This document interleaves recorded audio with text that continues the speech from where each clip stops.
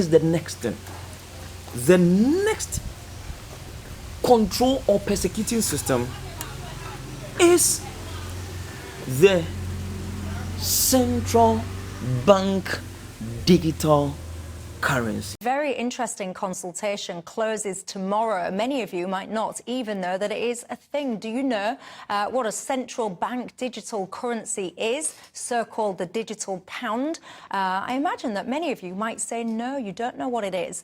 Here to help us understand what it is and what it means is the economist Vicky Price. Good evening to you. Vicky, cut straight to the chase. Help my viewers understand what is a central bank digital currency.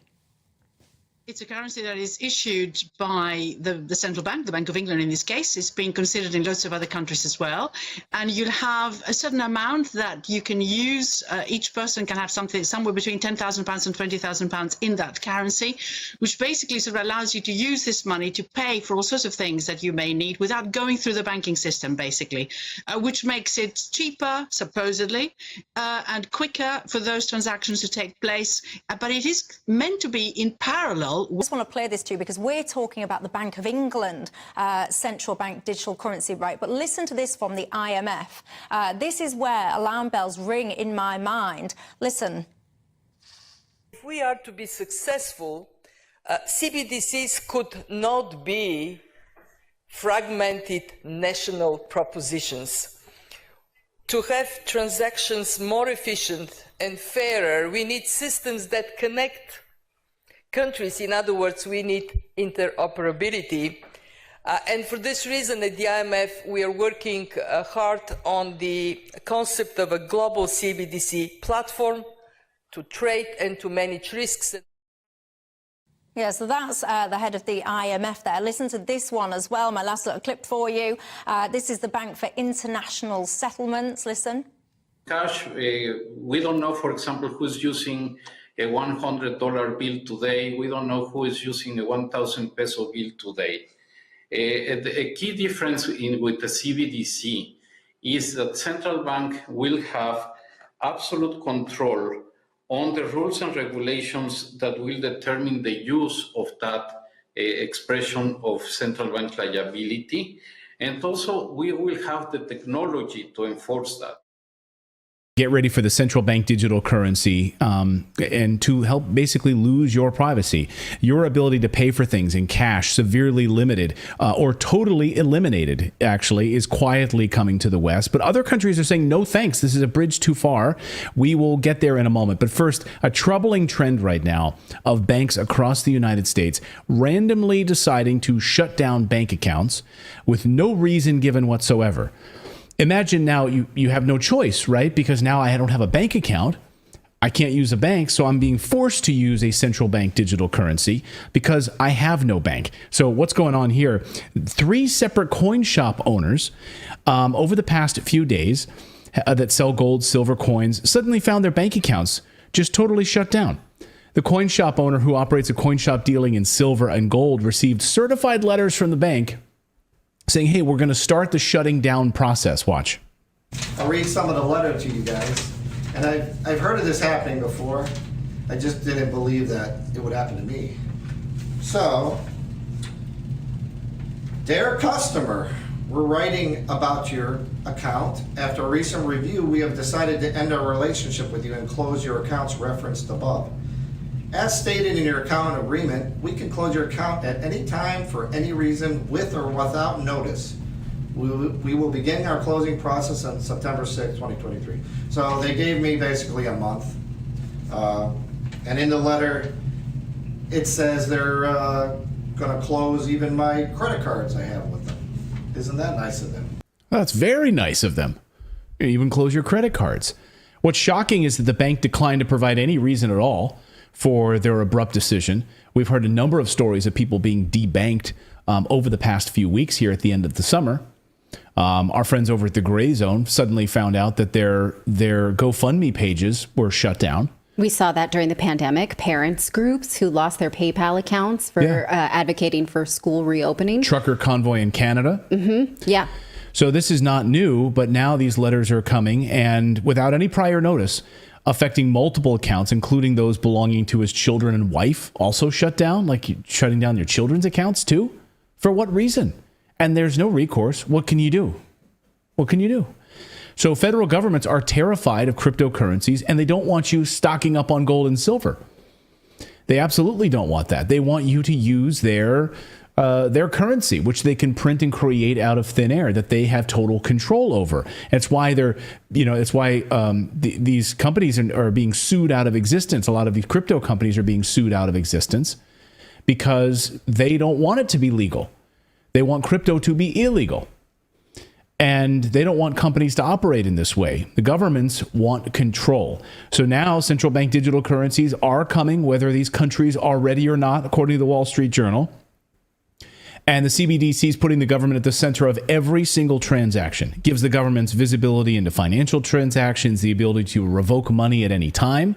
They don't like what you're spending it on. Tracking, of course, of gun sales, etc. It doesn't matter. They will revoke it. They will revoke your ability to buy these things. They've already been laying the groundwork for this during COVID, taking away cash. They don't want you to use cash. They told us stay away from cash, of course, because COVID could live on the surfaces of that. And we're hearing it again now as we enter this new phase of COVID this fall. Watch. Well, health experts say the coronavirus can live on surfaces like cash for up to 10 days. That has many people worried about shopping and other everyday tasks. Yeah, a lot of people. I'm sure a lot of these people that news station interviewed are really concerned about cash. Mm-hmm. Like they're really. They don't want it. We have a team of reporters tonight covering cash and how it's killing you. What's happening now, of course, dozens of countries have now moved out of the pilot program phase for the CBDCs. They're now getting close to launching their central bank digital currencies. Can I just say that reminds me of like, we're not children where your mom says don't put pennies in your mouth.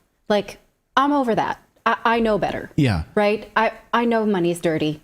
I know to wash my hands. If I'm ever, when I'm sitting there like Scrooge McDuck and I'm fondling through all of my gold coins. When you do that? When I swim, when I take my bath every morning and I swim through my gold coins. Yeah. I get out and then I take a shower. Okay, good for you. When I play with my giant piles of cash and I'm rolling around in my coronavirus cash. You don't eat right after. I don't eat. I wash my hands after playing with my coronavirus cash. It doesn't go like cash burrito. Got it. Yeah, exactly. So I'm an adult. I can handle it. So now these dozens of countries are now moved out of this pilot program phase, and they're getting closer to launching their CBDCs. Here is the CBDC tracking map to show you where things stand right now. So see if you can spot your country of choice here on this map. Let's just kind of go through what we're seeing here. Now, in pink is the 11 have launched, 21 pilot programs, 33 developed in the development stage right now. The United States in the development stage, Canada, Mexico in the development stage, all of North America in the development stage, Brazil in the development stage. And you can see, again, a lot of these turquoise, Colombia in the development stage. And then you have some of these in purple, which are in the launched phase. And you already have some that have said, we're done with these things. Like we're sort of inactive on these because we just don't think that it's working. And now you have some who are saying, we're done. Senegal is saying we're done with this. Nigeria also reporting that we're done with this. And you see some pilot programs, Russia, Kazakhstan, Australia. But yeah, you're starting to get some blowback now from some of these countries that are saying we're not going to use this anymore. We've given it a chance and we think that it's a terrible idea. So, for instance, 5 more countries have now abandoned CBDCs.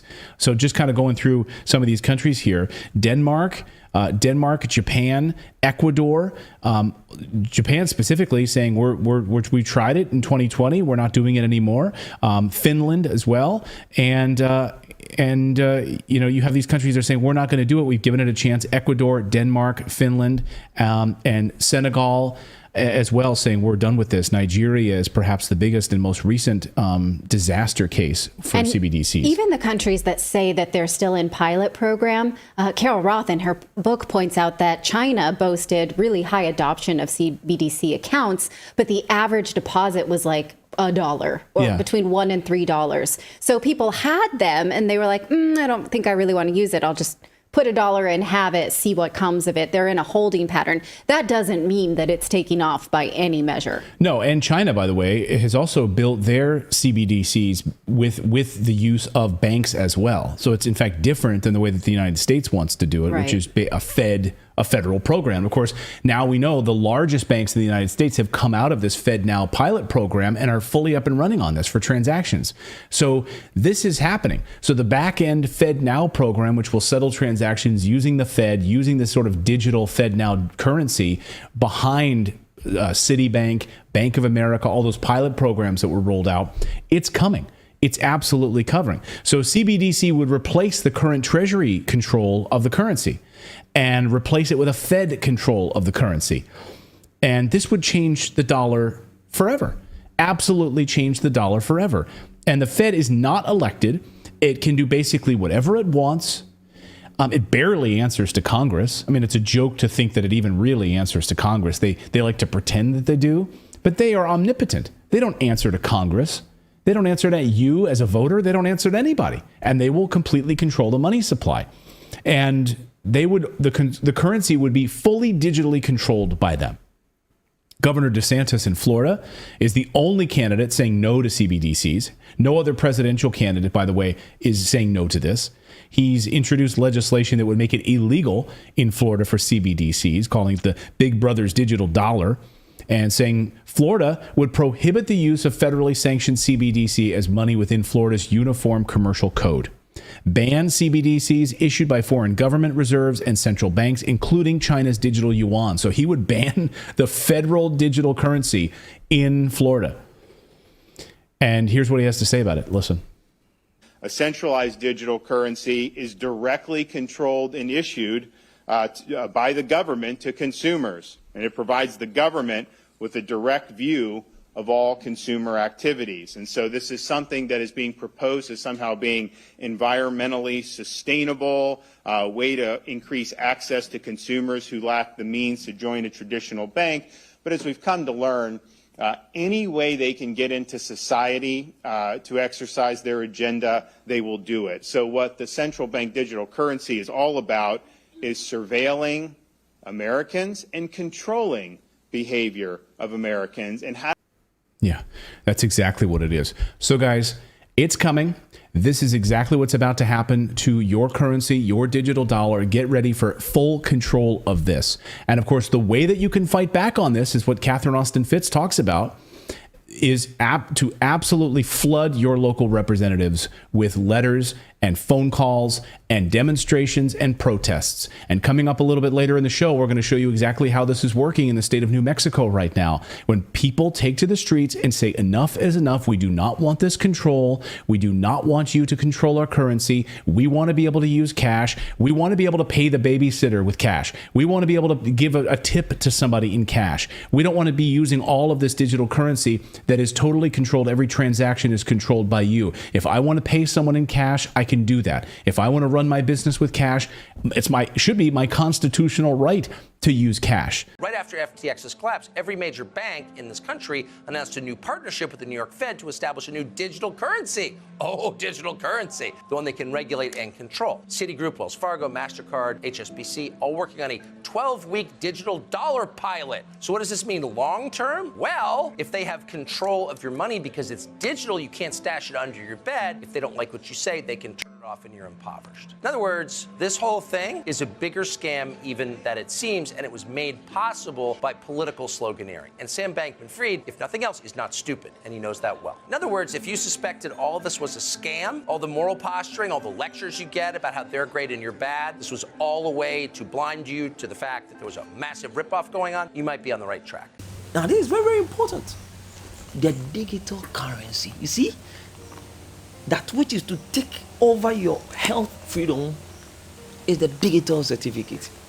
That which is to take over your financial freedom. In other words, we are moving to an era, a cashless society, where every money is to be turned into, digital. Let's put it that way. Let's see how Nigeria has rolled this out. And the moment this thing is moving on, it is an indication that you are losing your financial freedom. And we are going to explain. We are going to see what they have actually said about it and how your money is going to be controlled. Because Revelation chapter 13 tells us that you will not be able to buy or sell. So it has something to do with money, the economy. And the easiest way to control your money is through digital means. So the monies are being digitalized. Let's see how Nigeria have, within the shortest moment, digitalized their money. Nigeria's push to replace the local currency notes with the newly designed ones is creating an economic crisis, with the limited cash in circulation hurting many people and businesses across the West African nation. This is all due to restrictions on the use of the old banknotes. It's affecting our business because we are not seeing the money. Some people, when they come to buy markets, they are not holding cash because they are not seeing cash. Even if I want to transfer, the network is so bad. As I'm talking to you now, as I'm supposed to travel to Benin and bring another goods come. Because of this money now, I cannot fit travel. Because even though the village people, there's no bank there. No bank. And without cash, you cannot buy anything. The push to replace the old banknotes with the new ones has left very limited cash in circulation, causing frustrations and anger for many people who spend hours at the banks attempting to withdraw their money, as well as possibility of theft for business owners. For the average Nigerian, we are cash denominated. We deal more with cash than with any other form of transfer of value, right? If you check, we had about 3 trillion naira in circulation in the country. Most of it was outside the banking industry, outside the vaults of the banks, because that's how we do business. So this is a lifestyle change for loads of people. You can see the challenges that are happening in the urban areas. It's worse in the rural areas as well.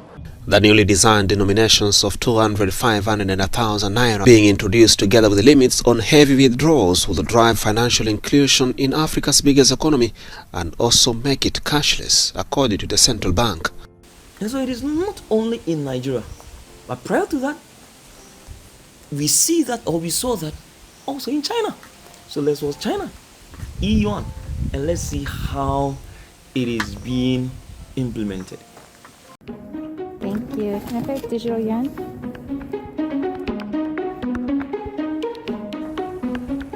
Here at the Winter Olympics, China has debuted its digital yuan to foreign visitors and athletes. Cryptocurrencies are banned in China, but it's still a strong supporter of blockchain tech. The eCNY is a centralized cash-like digital currency that will mostly be used for retail payments everywhere, at restaurants, stores, and even on the train. So here's how it works. There's this eCNY mobile app you use to set up a digital wallet from China's central bank PBOC. Then you transfer money into it from your bank account or cash at the bank. Now it's time to shop. I'm gonna get some snacks.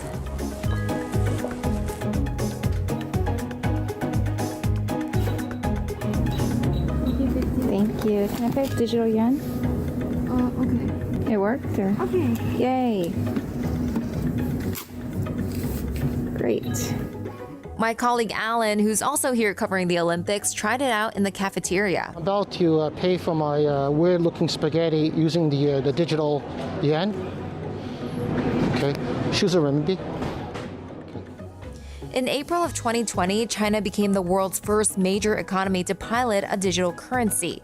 As more people adopt the digital yuan, the government will have greater control over financial transactions.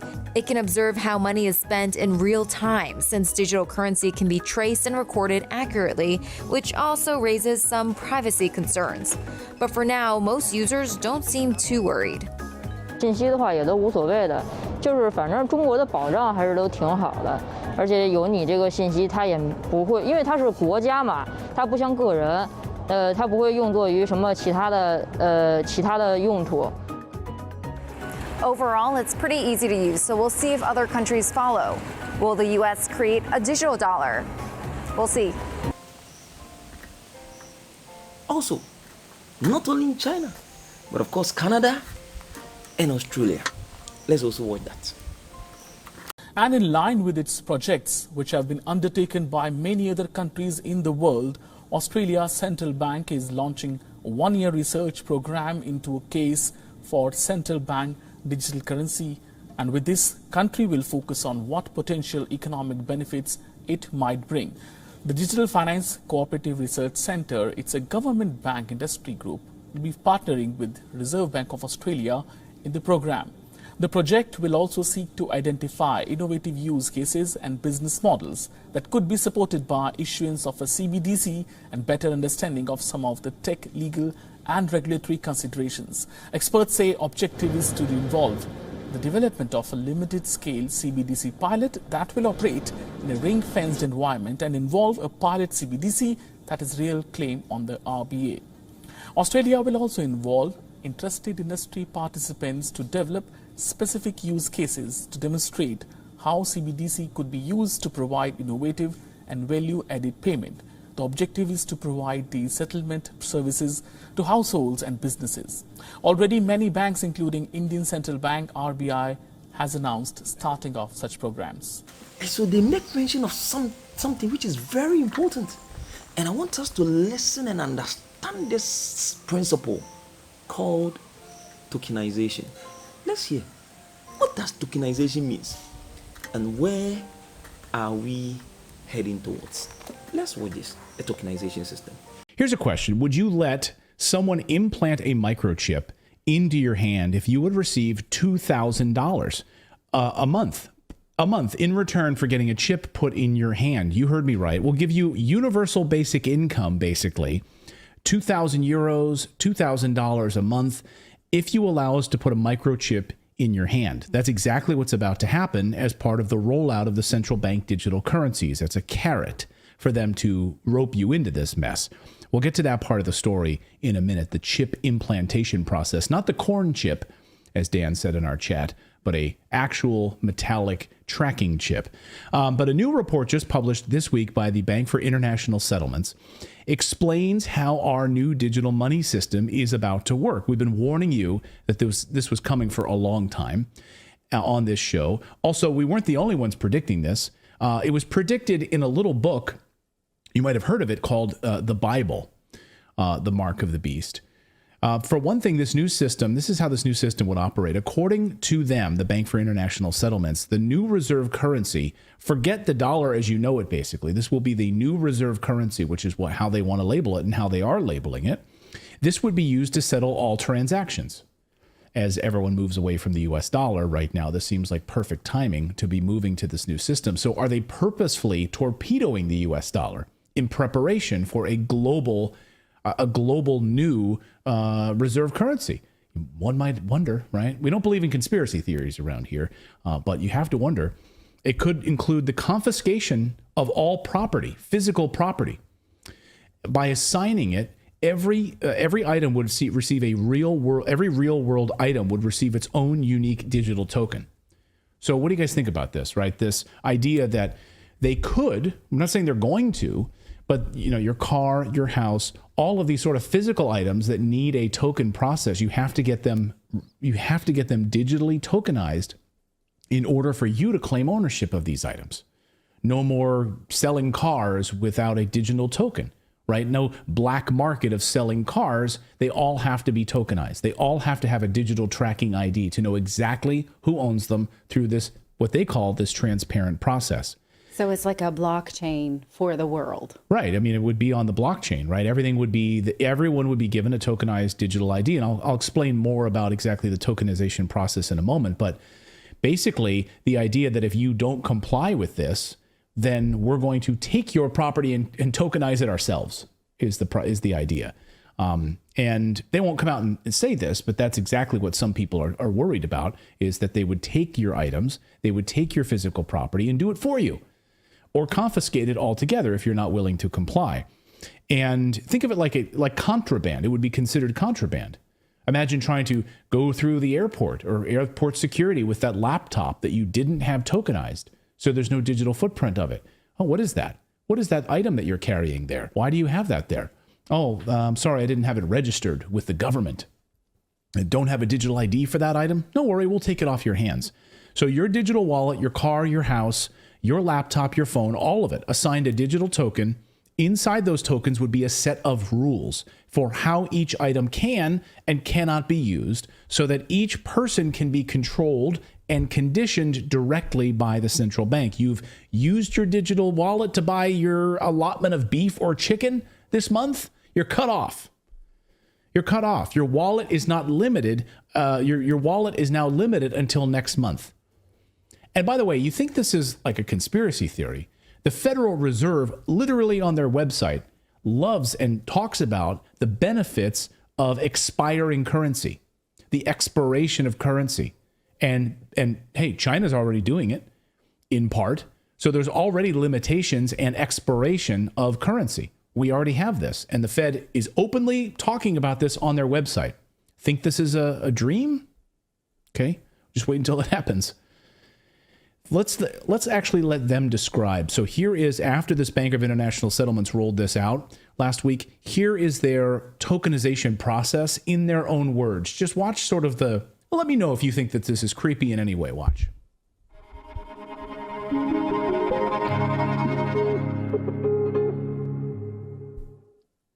Tokenization is more than just a digital representation of money and assets. It involves digital representation on a programmable platform, which means that tokens can incorporate the rules and logic governing transfers, as well as the information about the asset itself. Now, currently, money and other claims reside in separate databases that are connected through third-party messaging systems, meaning that transactions need to be reconciled separately before being settled with finality. Tokenization makes all this one seamless operation. Tokenization is well suited to resolve incentive and information problems. Think of an example where a buyer would like to pay when the goods are delivered, while the seller would like to deliver the goods when the buyer pays. Tokenization can solve this problem by executing both transactions at the same time. So two real-world applications. So they talk about this. They talk about this tokenization as solving these problems, right? It involves the representing the ownership rights of real-world assets as digital tokens on a blockchain. In other words, you own a car, and that's confirmed because there's a digital token saying you do, and it's confirmed on the blockchain. You wouldn't need to go do title searches and all of your antiquated things like that when selling your car. It's already on the blockchain and confirmed that you own it. It's a digital certificate of authenticity. They'll sell it to us as a way to speed up the banking process, as he was just doing, as Hui Xin was just doing. Right now, there are 10 steps in order to wire money to someone. It's long, especially if you're not using your bank. Like if you're, doing a wire from like Bank of America to PNC Bank, there are multiple steps.